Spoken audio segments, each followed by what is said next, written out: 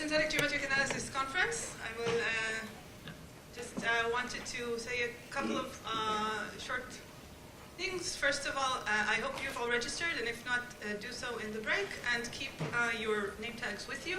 This tells everybody here that you're associated with the conference and are allowed to do certain things, and it's just better, so keep them with you.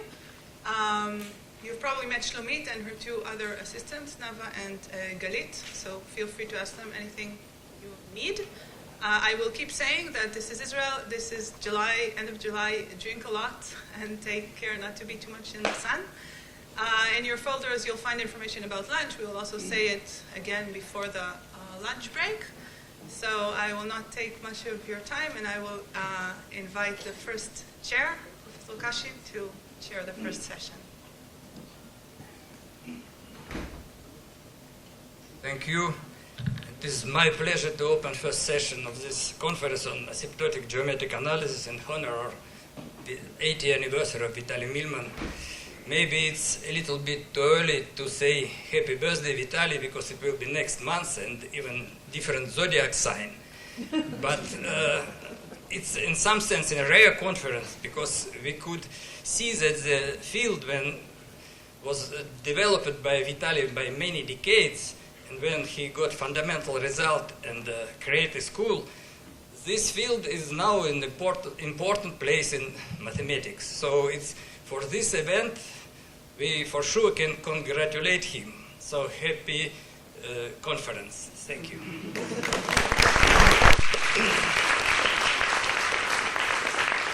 And the first speaker is Professor Alon from Tel Aviv University, and the title is here, so please.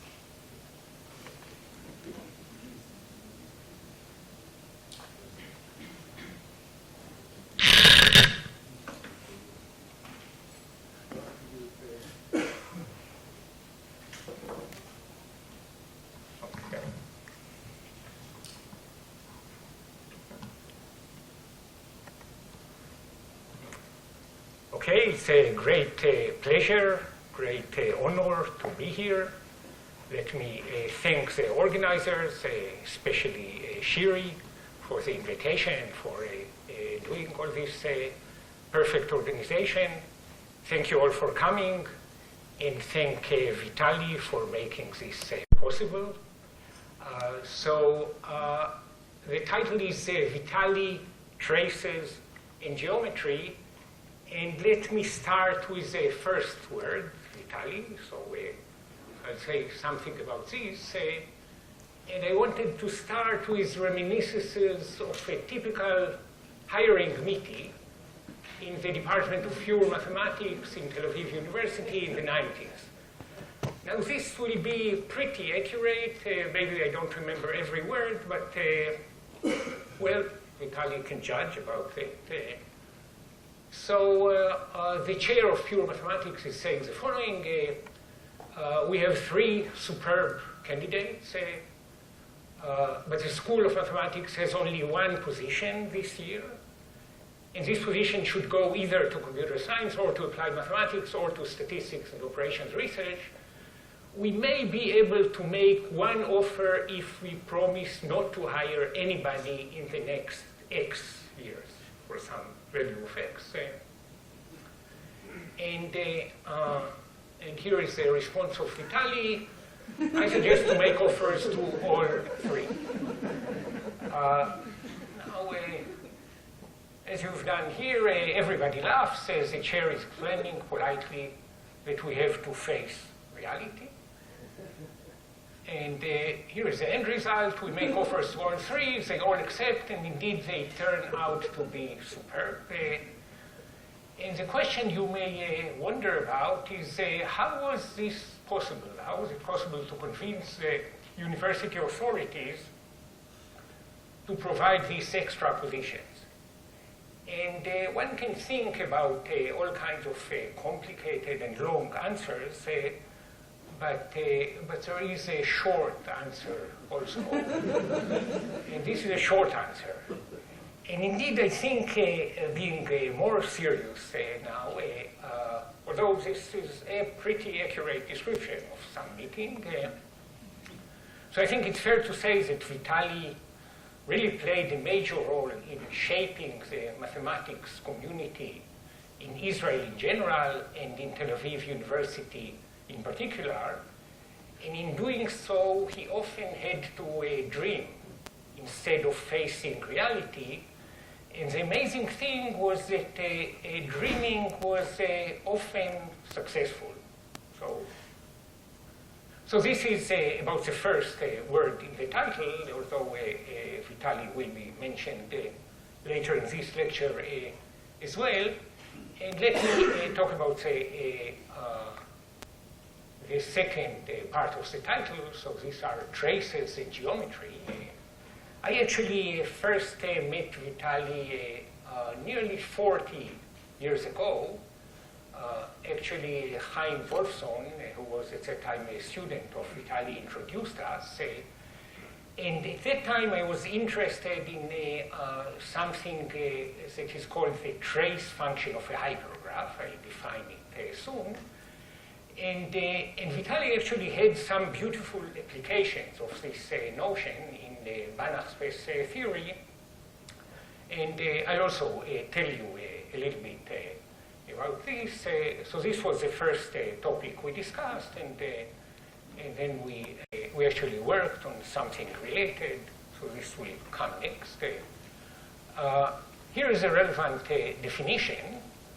So this is called the trace of family F of sign vectors. So let me have vectors or functions, if you want, let's think about them as vectors of length n, of signs.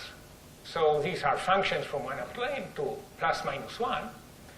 And the trace of such a family F on a set I of coordinates is just a set of all projections of members Fi of F on this set of coordinates. Okay. And then we define by Tr for trace, Tr of Fk, this will be the maximum size of the trace of the family on a set of k coordinates.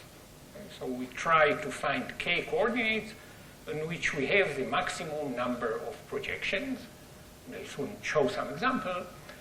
And here is this function that I want to consider today. Just how many distinct projections. But how many distinct vectors are in the projection, but there will soon, a number of them. That's right, the cardinality of the image, of the projection, and there will soon be an example. Cardinality, definitely. Okay. And please feel free to ask questions, because I know that some people are very shy about this. Okay, but Misha, that's fine. Yeah, no, it's completely fine. Yeah. Okay, so here is this TR trace of n m and k. This will be the minimum possible value of TR of Fk as F ranges over all families of m vectors of length n. And I know that maybe it's a little bit complicated to digest it. Let me show you an example. So in other words, one could say that Tr nmk is the largest number T, so that whenever we have a family F of m binary vectors of length n, there is always a set of k coordinates on which the number of projections of F is at least T. So for example, here is this family of 5 vectors that you see in the rows of this matrix. So these are 5 sign vectors.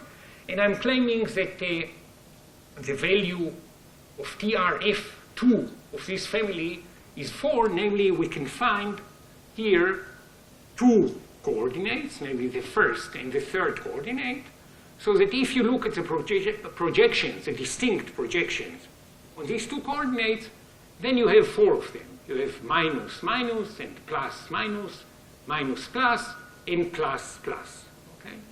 And in fact, it's not difficult, and it will follow from what I say soon, that the value of this function when the coordinates n, m, k are 3, 5, and 2, this is indeed 4. Namely, whenever you give me 5 vectors, binary vectors of length 3, then always there will be 2 coordinates on which you see 4 projections. Okay? And of course, on 2 coordinates, you cannot have more than 4 projections because this is the total number of binary projections on 2 coordinates. Here is a basic theorem in this area. So this was proved in the early 70s independently by Sauer, by Perlis and Chenach, and in a slightly weaker form and a little bit earlier by Vapnik and Chavonenkis. And it says the following. So again, if we have vectors of length n, binary vectors or sign vectors, and the number of them is the sum of n choose I as I goes from 0 to k minus 1 plus 1, and we want to project on k coordinates, then always there will be some k coordinates on which we see all the 2 to the k possible projections. Okay? So again, it is, I wrote it again in brackets here. For this number of vectors, there is always a shatter, what is called a shattered set of size k, namely a set of size k on which we see all the 2 to the k projections. And I should say that this is tight. You see, if we just take all the vectors with at most k minus 1 coordinates in which they have plus 1, okay, then of course we cannot have all the 2 to the k projections on k coordinates because we don't have k plus 1s. Okay, so this will be missing. But what this lemma or theorem is saying, that if we have one more, then we can find all projections. Now there is an extension of this by Karpowski and Vitali for non-binary vectors, but let me not state it here. Here is some early application in geometry, or if you want, in the geometry of finite dimensional Banach spaces. And that's a short paper of Vitali in the Israel journal. Actually, it was reviewed by Jean Bourgain in what is now Miss SciNet. You can read his review. And here is a statement. So that's a nice and simple application. I just take a special case because I want to kind of show you how this combinatorial lemma appears in the geometric application. So suppose we have n vectors of length m. So now I change the notation maybe. So the length of the vectors are m. There are n vectors. They are again sign vectors. So the coordinates are plus 1 and minus 1. And we look at their real linear span. So we consider the real vector space generated by them. And now we consider the average norm of the linear combination of these vectors with plus minus 1 coordinates. And this is a supremum norm. Okay, so we look at this space in the supremum norm. And we take the average over all 2 to the n possibilities for epsilon I, which are plus 1 and minus 1. And so this is a natural notion to look at. It's similar to what appears in the definition of type and cotype, but let's just look at this quantity as it is. Now you see, by the triangle inequality, the norm of each fixed linear combination like this is at most n, right? Because these are unit vectors. So the maximum that this average can be is n. Now suppose it is n over 100 or n over 10. Suppose it is big, okay? Then what this theorem of Vitali tells us is that we can find a linear size set of these vectors, so a subset of k of these vectors, and k is some constant n, and their span is an isometric copy of L1k. Okay, so in this L infinity generated by these vectors, we'll find a large copy of L1k. And let me tell you something about the proof. I'll not show it exactly, but this is how it goes. So we look at the n by m matrix whose rows are the vectors xi. These are, and we look at the number of columns. Now, the number of distinct columns can be either big or small, and I'm not specifying here what big and small means, but basically, if it is big enough, if we see enough distinct coordinates, then by this Sauer-Perez-Shelach-Vapnik-Cheronenki's lemma, we can find a large set of coordinates on which we have all the projections, all the sign vectors.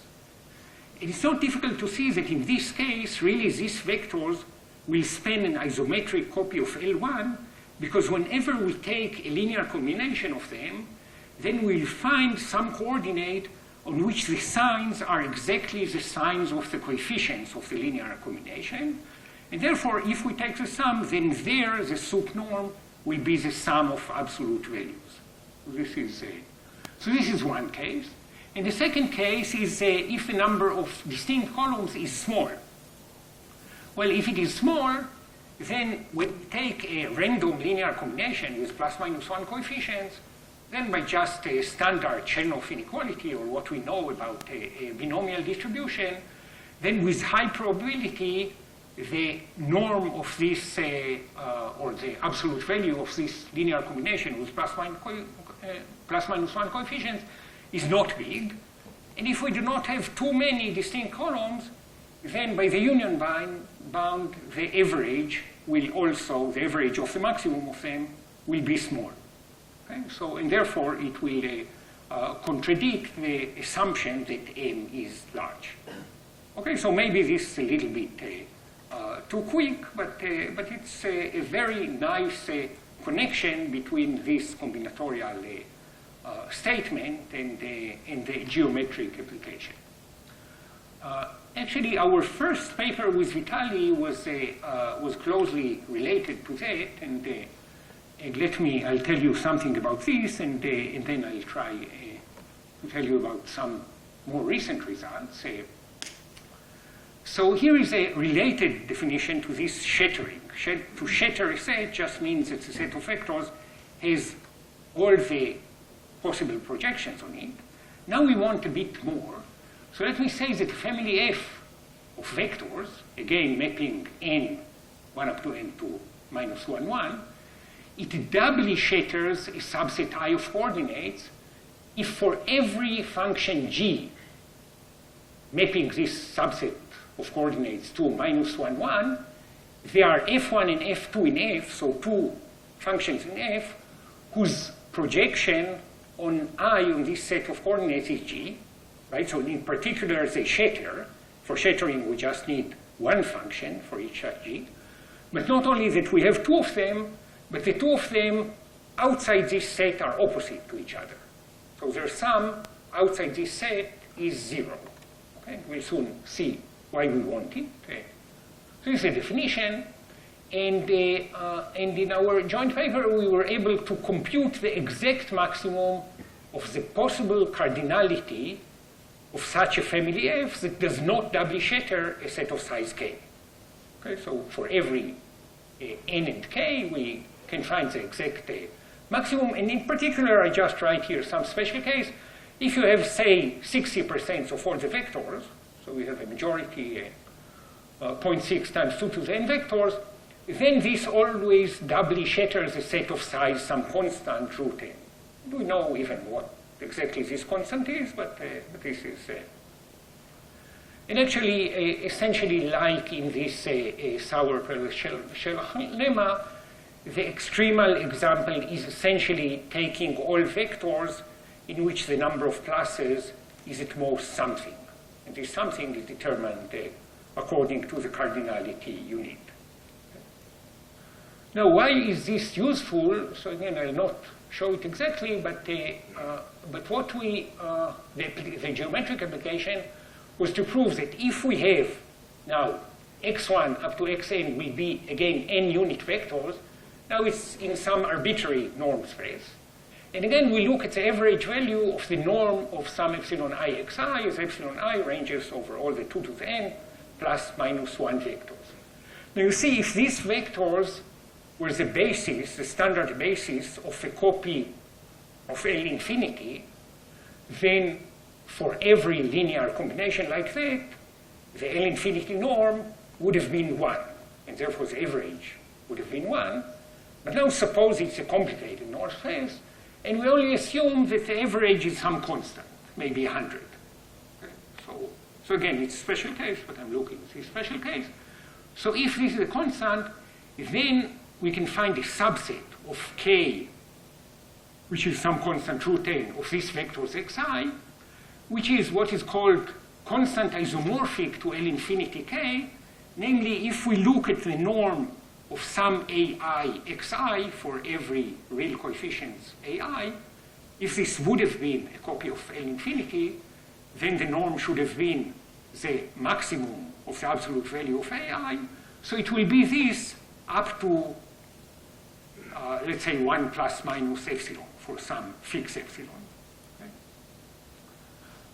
So this is a statement, and I'll just tell you why the combinatorial statement that I said is relevant, so I'm not showing any proof.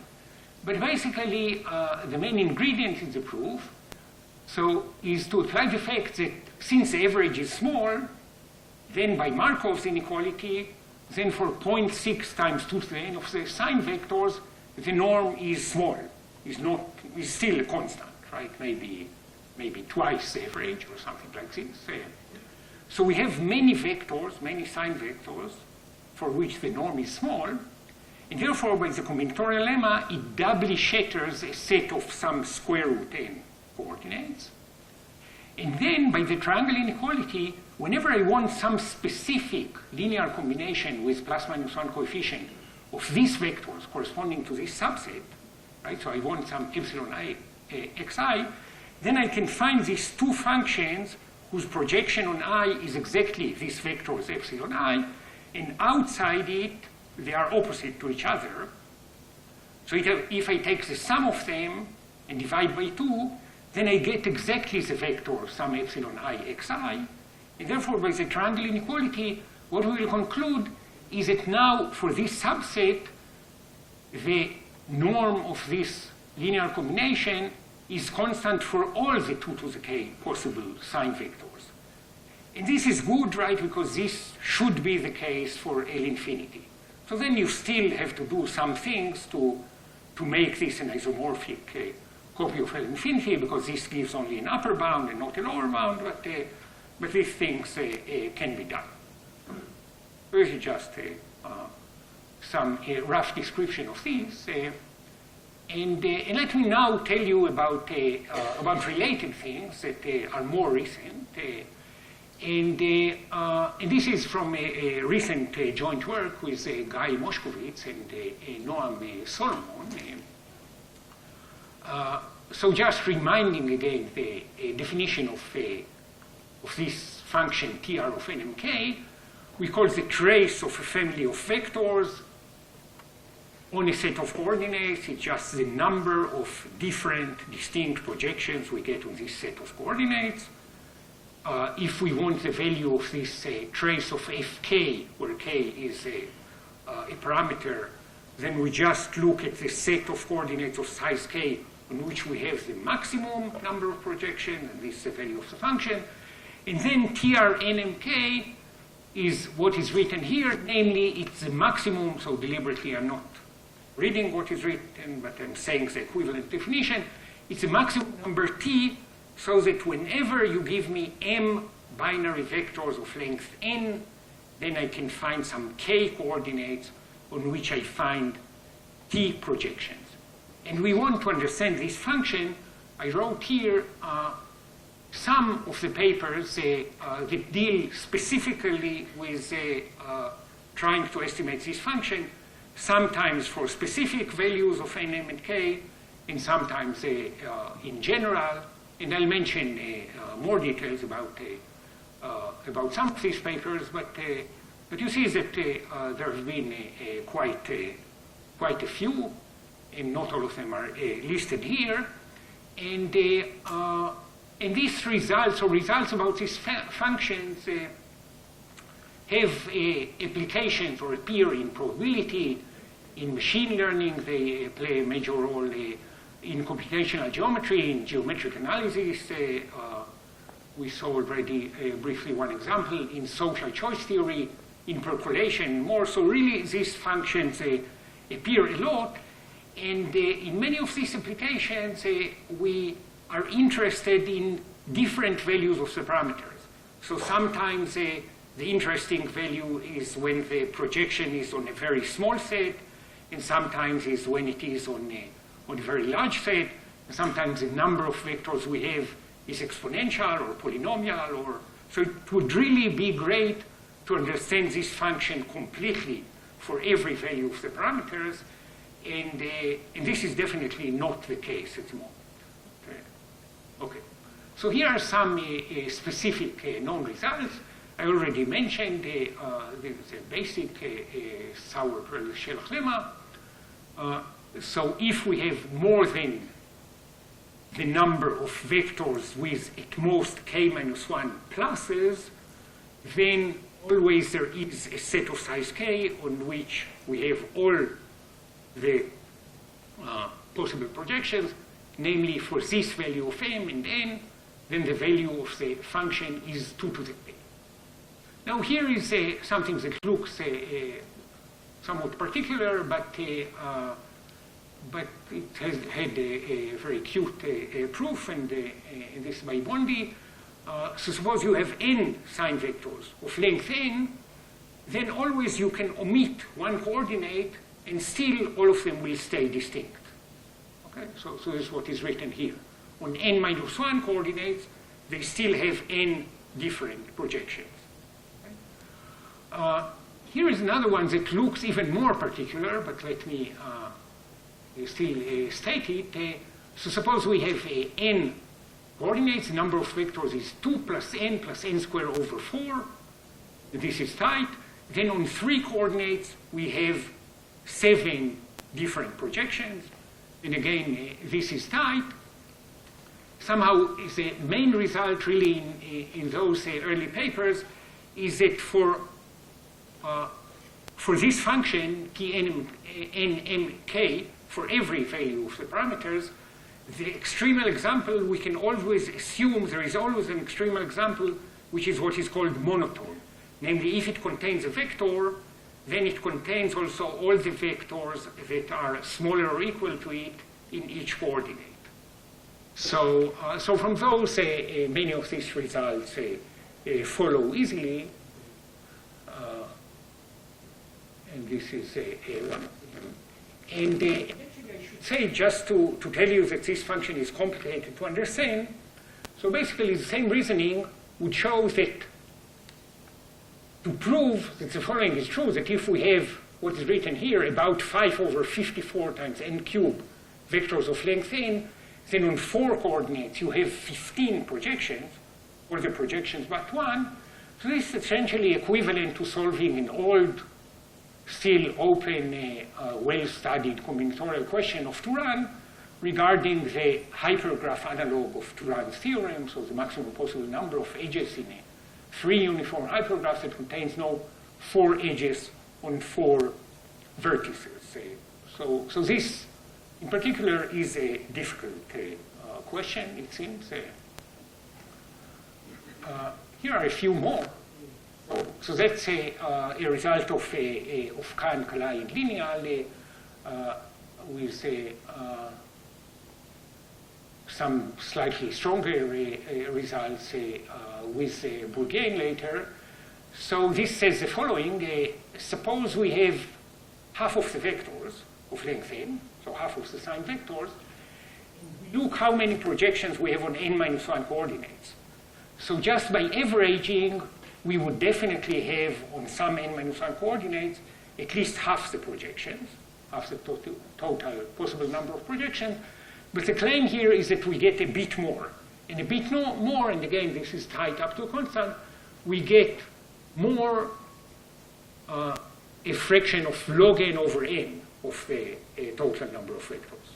Okay? So whenever we have 2 to the n minus 1 vectors of length n, then on n minus 1 coordinates, we can have half plus some constant log n over n times the number of possible vectors.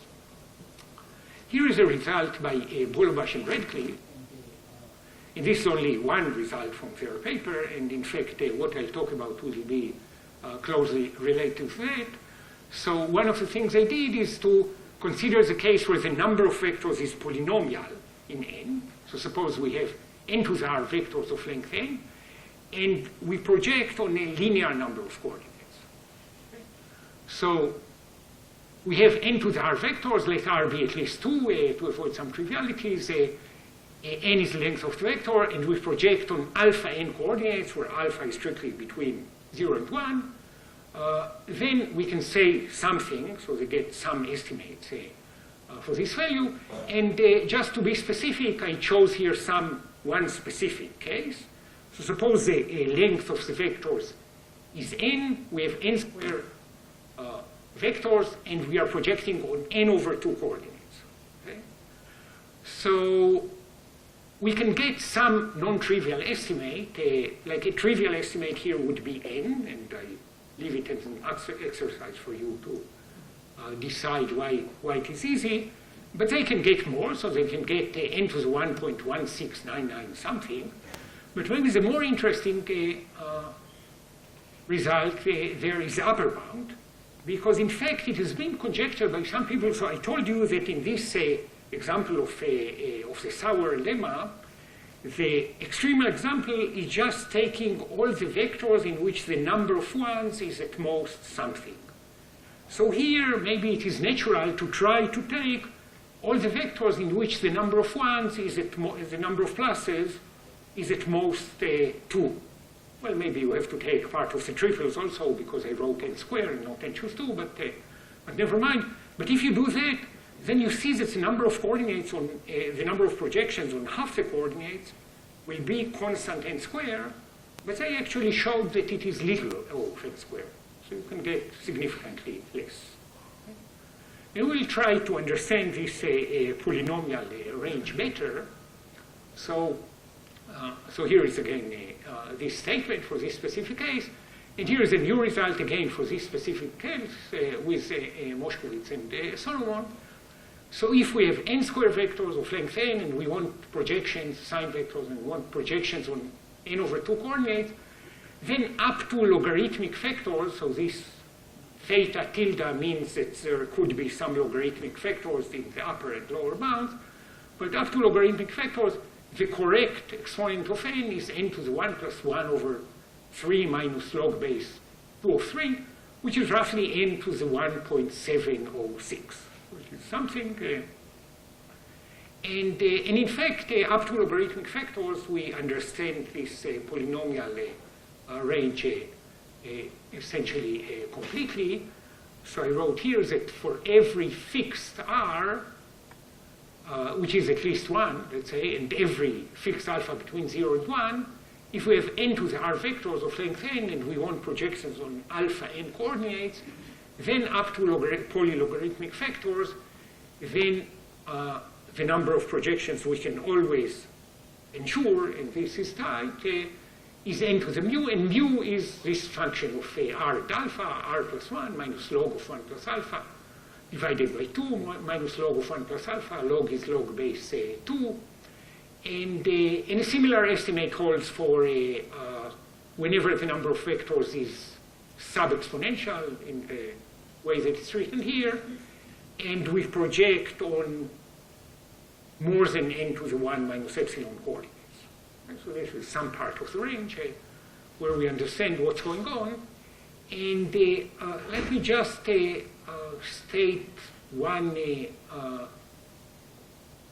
quick application. Actually, just really reading the statement again, but it sounds like a geometric statement. This is one way to think about it, and it's essentially equivalent. So it says the following. Suppose we have P. It's a set of n points in the plane, so just n points in the plane. And we have F, a family of, say, n cube convex planar sets. Okay. Now, for each of the convex sets, we can look which of the n points it contains and which it does not contain. And the assumption here is that the points separate the sets in the sense that for every 2 members of F, they or no two members of F contain exactly the same subset of P. For every two members, there is a point that is contained in one of them and is not contained in the other. Okay, so this is the assumption. And then the claim is, so that will be a special case of theorem, we can choose a subset of not too many of the points. So P prime will be only n over log n points. So still quite a few, but little of n points, n over log n points. And we can choose a subfamily F prime of quite a few of the sets, so roughly n square of the n cube sets, and again, this estimate will be tight, so that this smaller set of points, P prime, separates this smaller set of convex sets. For every two distinct members of F prime, there will be a point of P prime that belongs to one of them and does not belong to the other. And the proof is just, we just have to digest the statement, right? Because the statement says that whenever we have n cube sign vectors of length n, then on n over log n coordinates, we just substitute in the formula, we have roughly up to polylogarithmic terms n square projections, and we just assign to each convex set the sign vector in which every point is plus, indexed by the points, in which every point has a plus if it contains in the convex set, and has a minus if it is not contained in it, and applies the statement. This ratio has nothing to do with convexity in RBM. That's right. So the only thing that we want for convexity in planar is that really convex sets in the plane enable you to realize everything, right? Because you put the points in convex position, and then the convex hull of any subset of them contains only this. But really something like this would hold just really reading there. Now I want to use maybe a 5 or a 6 minute something about some proof ideas. I'll not say much because it's a little bit technical, but and again, I'm not talking about the general case, so let me just look about this specific case, that if we have n square sign vectors of length n, and on n over 2 coordinates, we have at least roughly n to the 1.7 different projections. We want to prove something like this. And so the upper bound is not very difficult, and but maybe it's interesting to see how the example looks. It's a probabilistic example. We take a family of roughly n squared over 2 to the x random subsets of n. Each subset is of cardinality this mu minus 1 log base 2 of n, so roughly 0.7 log n. And then we take the family of all plus minus 1 vectors in which the set of ones is contained in one of the sets Si. Okay, so that will be some. So of course you can choose such example with different values of the parameters, and the optimal choice of the parameters is dictated by some trade-off between the number of sets Si that can be contained in a set of size n over 2 and what you get from the contribution of all the vectors in which the number of pluses is contained in some Si is projections on a random set of n over 2 coordinates. And then you have to, so there are maybe a few pages of computation, and then you need some standard large deviation inequalities, and you get the upper bound. But so, as I told you, the result is essentially tight, so it means that for the lower bound, we have to get something like this structure. We would have some family of vectors in which no set on n over 2 coordinates has too many projections, and it will somehow will have to look like a collection of random subsets and all the vectors in which the support of the plus ones is contained in these subsets. And so I'll say something about the lower bound. It's proved by establishing what we call a sparse version of the Cruz-Calcutta theorem. So that's a basic theorem in extreme and finite set theory. And by combining it with an estimate of the expected number of projections on a random set of n over 2 coordinates, let me try to say a little bit more about that. So what is the Kruskal-Katona theorem? The Kruskal-Katona theorem proved independently by Kruskal and by Katona in the 60s. It says that whenever we have a collection of x choose R sets of size R, and x here can be an integer or a real, so this is still defined, then for every s which is less than R, the number of sets of size s which are contained in some member of F, this is sometimes called the S shadow of F, this is at least x choose S. So the extremal example is to take all subsets of size R of an X element set. Imagine now that X is an integer. And then if we have all the subsets of size R, then everything that they contain are subsets of size S, which are subsets of that X element set. So, so this is Kruskal-Katona theorem as it is, and it looks relevant here, but we need some sparse version. So here's an outline, and I'll just say the steps. So the first is, as I told you, there is this old, simple but still very basic result that we can assume, so always there is an extreme example which is monotone. So we have this set F of vectors now, and its size is n squared, and we have to show that on some set of size n over 2 there are lots of projections. We may assume that this set is monotone, namely if it contains some vector, it contains every vector that is obtained by changing some pluses to minuses. So this is so we assume it's monotone. Then let's denote by f sub s the set of all vectors with exactly s entries which are equal to 1. Okay.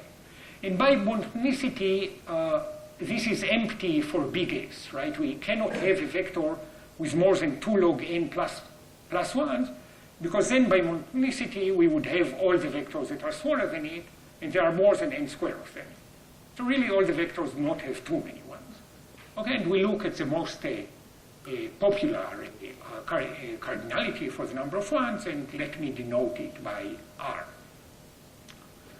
Okay, now we want to look at the R uniform hypergraph whose edges are all the sets of indices of +1 entries of vectors in FR.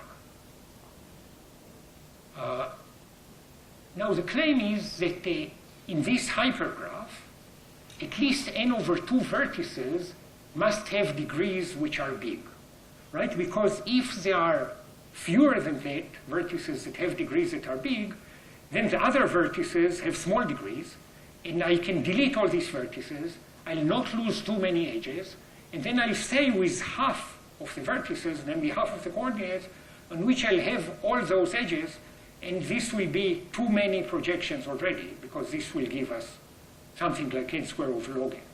So really there are many vertices that have degrees that are big. And then for each such vertex, you have to consider what is called its link, namely you fix this vertex and you look at all the subsets that together with this vertex form an edge, and show that it contains some sub-hypergraph that looks nice. And let me not read what exactly is written there. But then the final step is to apply the Kruskal-Katona theorem to each of those links of pairs of vertices. And this is how we get a sparse version of the Kruskal-Katona, because we apply it separately to lots of subsets of this hypergraph. So you see, and this actually gives us something that looks like the structure that comes from the random set, because we have distinct sets that are separate from each other. This will be the random sets. And for each of them, we take all the subsets which correspond to the extremal case of the Kruskal-Katona theorem. And this will give us some lower bound for the number of I sets. And we look at the double counting and we see that we didn't double count too many things. And this is supposed to represent the shadow, because the Kruskal-Katana theorem talks about shadows. And then we basically take a random set of n over 2 coordinates and use the fact that a random set captures every set of size I with probability 2 to the minus I, and we just compute the expectation. So this sparse version of the Kruskal-Katana theorem is used to prove that there are many sets of size I for every I, and then we take a random set and do the computation. And somehow we have to analyze the possible values of some parameters that appear in the proof and show that indeed they behave like these parameters that actually give the tight bound up to logarithmic factors. Now this is not supposed to be completely clear, but hopefully it gives you the flavor of things. And there are lots of open problems, but I just mentioned one. So really the main open problem is to understand the behavior of this function better. And there are values of the parameters in which there are very big differences between the upper and lower bounds. As I said at the beginning, it looks that to really know what is the precise value of n, m, and k for every n, m, and k is probably hopeless.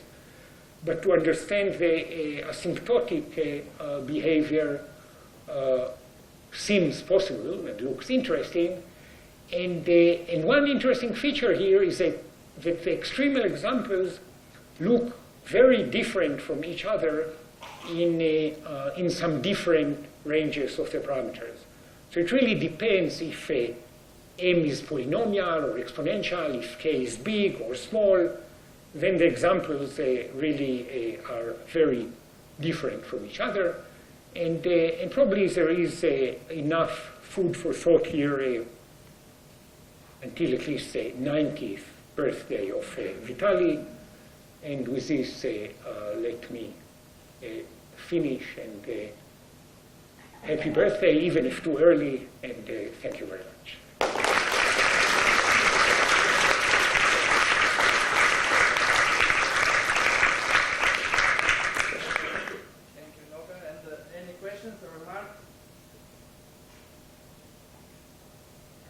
Everything was clear? Are we? Thank the speaker again.